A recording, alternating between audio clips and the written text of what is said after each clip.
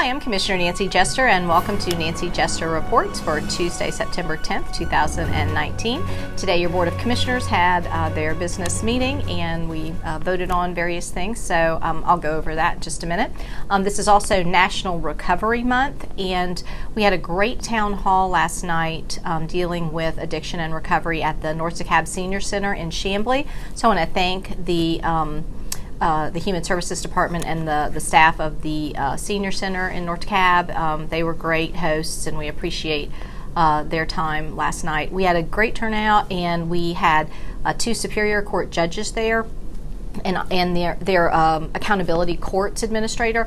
They obviously deal with a lot of the issues when people interact with the court system, the judicial system, with regards to addiction, because obviously that affects crime. We see that. So they deal with these issues a lot. So it was really nice to have Judge Heydrich and Judge Dear Jackson there. So I want to thank them for coming, and also their court administrator.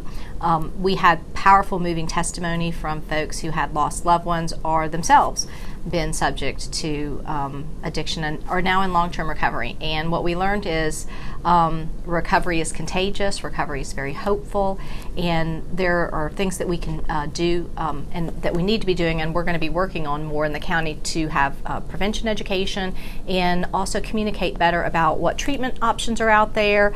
So we're going to be putting together some more panel discussions and working groups about this so that we can optimize all the resources for people in our community, because this is a problem, it's not going away, and addiction is a disease that kills people. So we have a lot of work to do on this. It's not, it's the opioids, it's all kinds of things. There's many issues that affect addiction. So I look forward to continuing to work on that issue. We did a proclamation today with the Georgia Council on Substance Abuse, and they came to our board meeting. We gave them a proclamation in honor of National Recovery Month, and I'd like to say they are in DeKalb County. They are actually in District 1 in the North Lake area, so we are proud to have them in our community, and we can do so many great things partnering with them.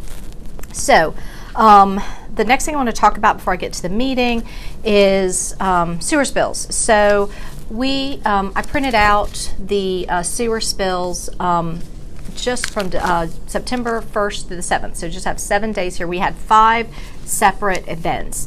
And these are dry weather spills, and I want to talk to you about that because that's an important distinction from a rain or a wet weather event.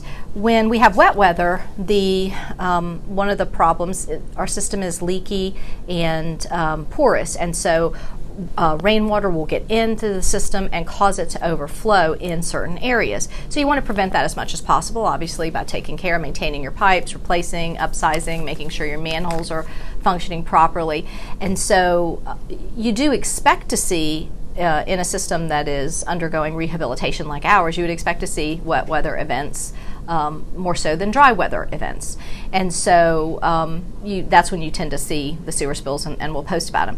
But we had 5 events in that 1 week, the 1st through the 7th of September, 5 dry weather spills. So I just want to kind of educate the public on the difference. So a dry weather spill, there is no, it is far worse really to think about, because there's no water intruding into and seeping into the sewer system. So when you have a large volume sewer spill that is a dry weather sewer spill, it would be astronomically bigger if it was a wet weather event. So because you'd have all that water coming in.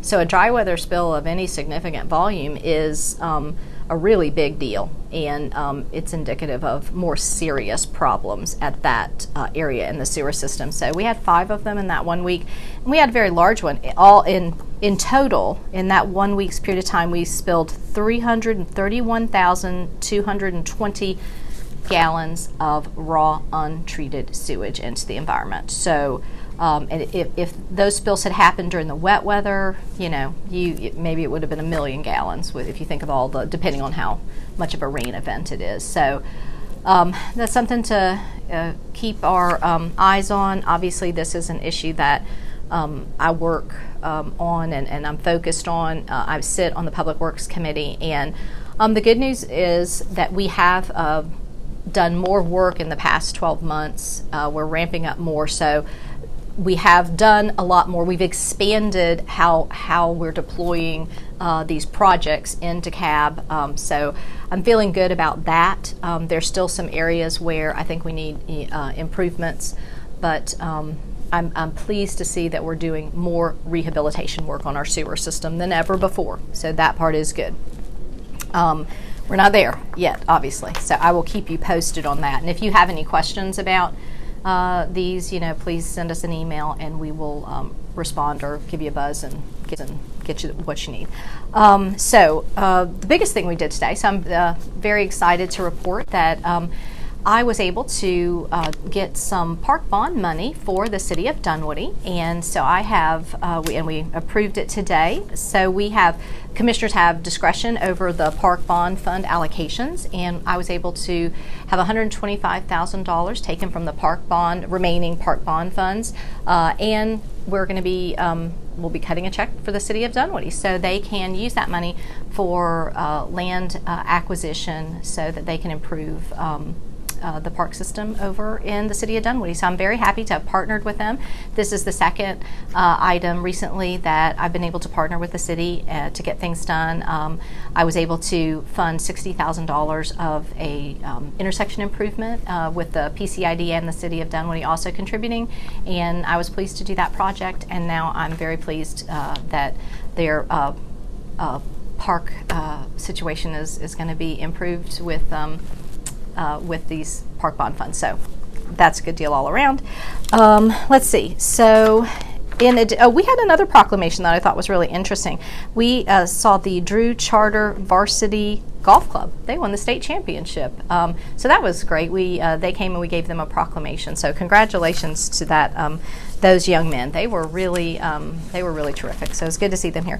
We had a couple public hearings for traffic calming and parking. Let's see.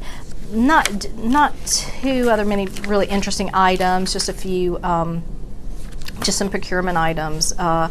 We have deferred, and some of you have probably saw some of the reports on TV. There's a contract for a company called V&F Solutions for some consulting on our consent decree with, and one of the employees of that firm is the former DA here, Gwen Keys. So she's been, you've probably heard that discussed in the news. She also worked for the EPA at one point. So she's been consulting on our consent decree. And there's just some controversy around that contract. So it got deferred, and we're reviewing some of the work product to see what that contract's been all about and what value we're getting for the taxpayer. So those are the big agenda items to cover for this week at your Board of Commissioners meeting, and join us again next week for another edition of Nancy Jester Reports.